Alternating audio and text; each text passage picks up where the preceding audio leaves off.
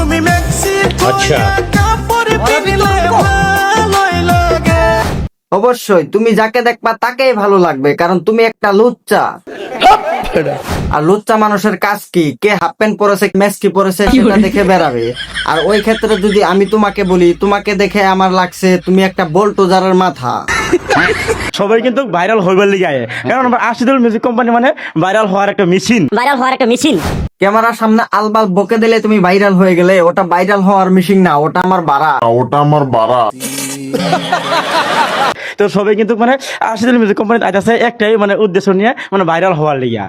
আর তুমি যেভাবে কথা বলছো মনে হয় বাকি অডিয়েন্স তোমাকে মারার জন্য সাবস্ক্রাইব করেছে। তুই 12 জনের সাথে চ্যাট করে মজা পাস, अच्छा আর আমি 12 জনের মেসেজ ইগনোর করে মজা পাই। হ্যাঁ, তুমি তো ইগনোর করবে, কারণ তুমি 12 জনের সাথে গাওয়া খেয়েছো। আর তোমার ওই বালের ইগনোর আমার ওই বাড়ার নিচে ঝুলিয়ে রাখি।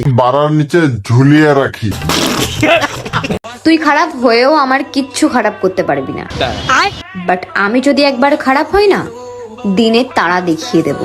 আমি সেটা মানি, তোমরা অবশ্যই পারবে, কারণ তোমাদের হেডলাইট দুটো যদি দেখিয়ে দাও তাহলে তারার থেকে সুন্দর লাগবে। अच्छा আমার রূপও নাই গুণও নাই।